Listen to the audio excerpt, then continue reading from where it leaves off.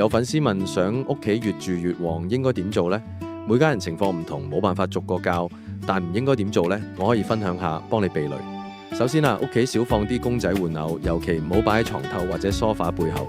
第二大，門口唔好成日堆垃圾，好似生活垃圾、外賣盒、飯盒咁。如果門口有鞋櫃，記住成日關好櫃門。第三，露台或窗台下面唔好亂堆雜物，要保持乾淨整潔，因為呢度係氣流入口。第四，情侶或夫妻床頭唔好掛超大張合照或結婚相，真係要放，可以用細相架或者小擺台。第五，學生用嘅書台唔好揀，上面連住書櫃嘅款式會好壓抑。第六，裝修時唔好揀又大又重嘅水晶吊燈。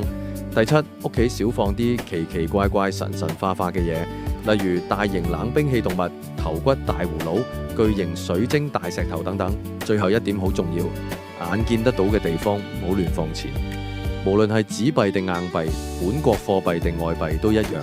有人屋企到處甩幾個硬幣，攤幾張鈔票，東一塊西一塊。首先財不露白明媚，其次錢唔可以散落四方咁樣，唔好